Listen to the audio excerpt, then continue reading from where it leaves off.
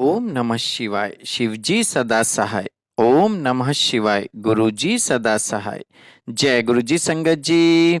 गुरुजी द्वारा स्वयं ब्लेस किए गए चैनल गुरुजी टुडे ब्लेसिंग्स में आपका स्वागत है। चैनल पर नए हैं तो चैनल को शेयर करें और सब्सक्राइब करें और साथ में लगे बेल आइकॉन के बटन को प्रेस करके ऑल पर क्लिक कर दें ताकि डेली अपलोड होने वाले बड़े मंदिर वाले प्यारे से गुरुजी के सत्संग और ब्लेसिंग संगत जी आप तक पहुंच सकें। अपना सत्संग गुरुजी के इस प्यारे से चैनल पर अपलोड करवाने के लिए आप डिस्क्रिप्शन बॉक्स में दिए गए हमारे व्हाट्सएप नंबर पर अपना सत्संग ऑडियो या वीडियो किसी भी फॉर्मेट में हमें भेज सकते हैं। जय गुरुजी। संगत जी, आज के सत्संग की मैं बात करूं, जैसे इसका टाइटल आपने पढ़ा है ना कि सत्संग को ज़्यादा से ज़्यादा शेयर करें ताकि जल्द से जल्द भारत सरकार तक पहुंच सके। जब ये सत्संग मेरे पास गुरुजी ने भेजा ना संगत जी, अभी 1-2 दिन पहले ही आया, तो बहुत महाराज को हुक्म हुआ कि मैं इसको सुनूं। जनरली सत्संग जब शेड्यूल में आता है ना, तभी सत्संग महाराज सुनवाते हैं और बिना सत्संग सुने अपलोड करने का तो हुक्म है ही नहीं। तो महाराज को हुक्म आया मैं सत्संग को सुनूं। संगत, जब मैंने सत्संग को सुना तो बहुत स्ट्रांग इंट्यूशन थी महाराज की कि इसको मैं जल्द से जल्द अपलोड करूं। संगत जी, सत्संग को लास्ट तक सुनिएगा। और इस सत्संग हमारे साथ शेयर किया है कोटा से डॉक्टर कौशाम्बी ने। हाँ जी, कोटा से डॉक्टर कौशाम्बी आंटी जी ने सत्संग हमारे साथ शेयर किया।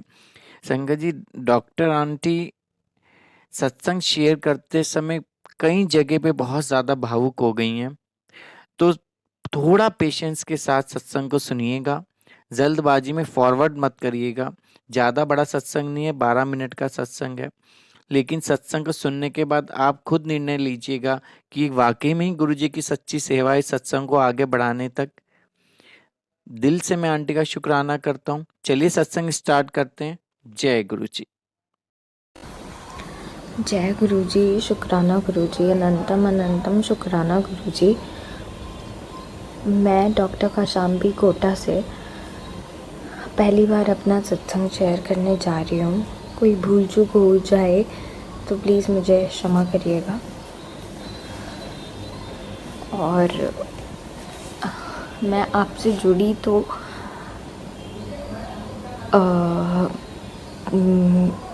डेट तो मुझे याद नहीं है, पर जो स्वरूप मेरे परिवार के पास आया था वो 1 फरवरी 2024 में आया था।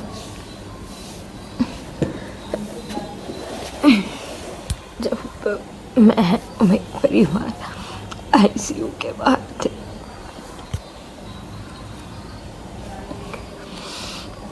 क्योंकि मेरे पापा को लिवर ट्यूमर डायग्नोस हुआ था।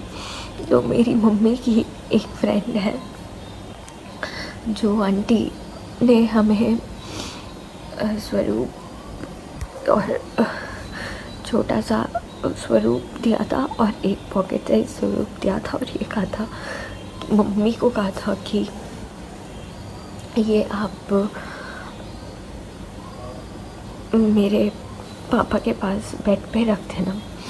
तो उन्होंने हमें वो जल भी दिया था। तो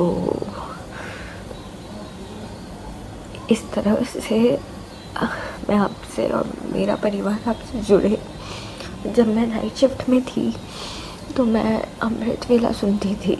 तो यूट्यूब पे मुझे एक दिन ऐसे ही मैसेज आया, तो मैंने वो वीडियो स्क्रॉल किया। फिर मैंने उसके बारे में थोड़ा जानने की कोशिश करी। तो फिर मैंने उस वीडियो पे क्लिक किया। तो मैं वो मेरे को नहीं पता था कि वो सत्संग होते हैं। मुझे लगता था कि ये रिकॉर्डेड वीडियोज़ हैं। तो मैंने वो रिकॉर्डेड वीडियोज़ सुनना स्टार्ट किया। तो उस टाइम तो मुझे कुछ समझ नहीं आता था। फिर उसके बाद में जैसे 1 फरवरी के दिन हम जल प्रसाद लेके आए, मेरा भाई गया उन आंटी के घर पे। उन आंटी ने भाई को जल प्रसाद दिया और पॉकेट स्वरूप दिया और एक डायरी जितना बड़ा एक पेपर दिया जिस पे गुरुपा की फ़ोटो है। तो उन्होंने ये कहा कि पापा का डायलिसिस चल रहा था, किडनी फेल हो चुकी थी, यूरिन आउटपुट हो नहीं रहा था। फर्स्ट डायलिसिस अच्छा हो गया था, सेकंड डायलिसिस के लिए हम सब प्रे कर रहे थे कि पापा का डायलिसिस सक्सेसफुल हो जाए। तो उन आंटी ने यही कहा मम्मी को कि आप ये जल प्रसाद, अगर उन पापा कुछ पी नहीं सकते थे क्योंकि पापा ऑक्सीजन पे थे, उनको मास्क लगाया हुआ था, तो उन्होंने कहा कि कोई बात नहीं, आप ड्रिप, उन आंटी ने कहा कि कोई बात नहीं, आप ड्रिप में थोड़ा बहुत ये जल प्रसाद कर दो, या तो फिर आप पूरी बॉडी, मम्मी को बोला आप पापा के पूरे शरीर पे जल प्रसाद अच्छे से लगा दो। तो मम्मी ने वो किया, मम्मी ने फिर सारा सब कुछ किया। और फिर आंटी ने बोला कि आप उनको, आप गुरुजी को ये बोल के बोलो कि मैं आपको मेरे पति अपनी झोली में सौंप रही हूँ।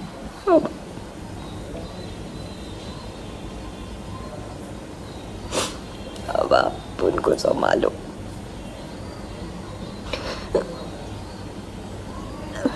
2 फरवरी को सुबह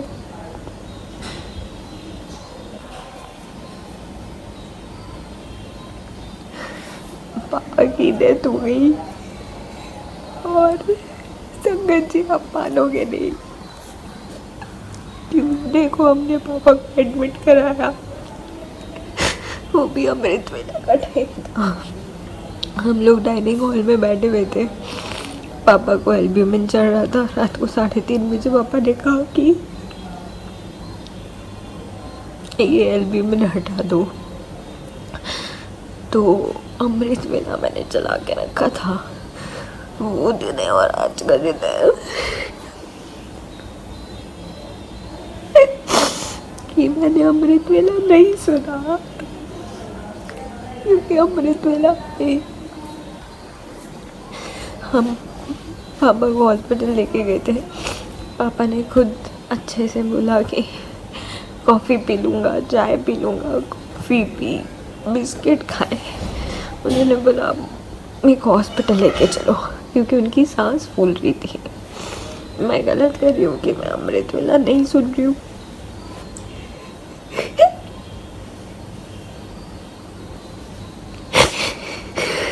गुरुजी मुझे इतनी हिम्मत दे दो, मैं अमृत वेला संभाल लूँ।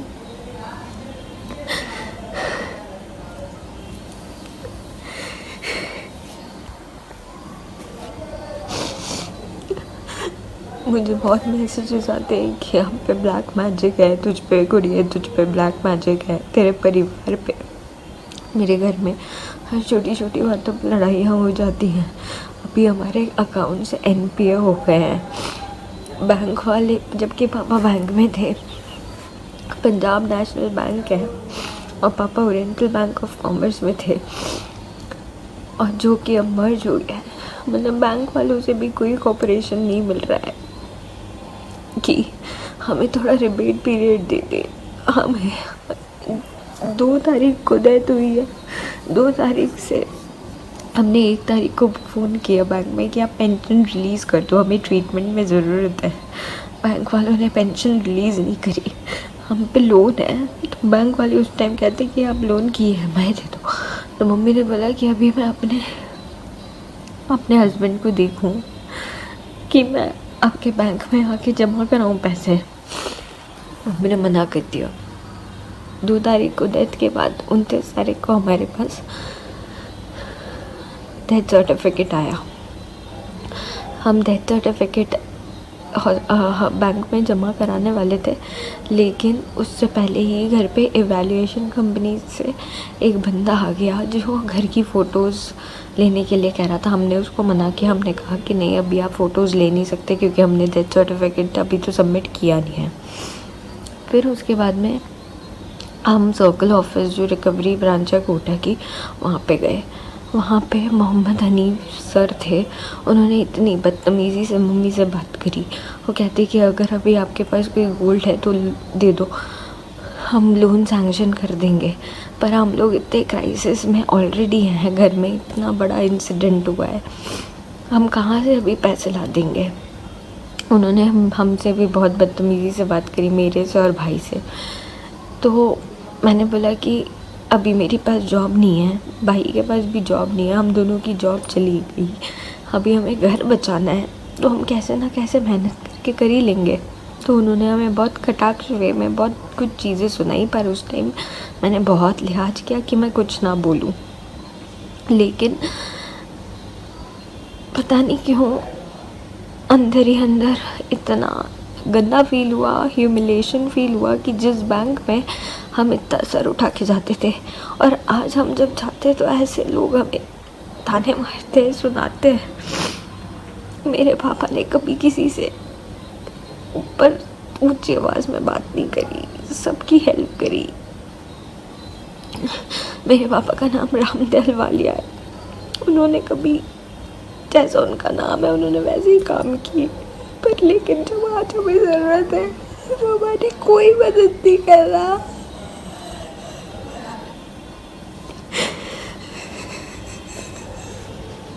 गुरुजी मुझे अपना घर बचाना है, ब्लैक मैजिक जिसने किया है उसका भी हमें पता है, बस आप इतनी कृपा करो हमारे घर में लड़ाई झगड़े ना हो, हमारे पे जो भी ब्लैक मैजिक है घर पे हम पे वो कट जाए, और मेरी मम्मी की भाई की तबीयत ठीक करो, भाई को जॉब दिलाओ, और मेरे को इस काबिल बनाओ कि मैं जो भी इंटरव्यू दूँ वो मैं क्रैक करूँ अच्छे से। हर जगह से मुझे रिजेक्शन मिल रहा है,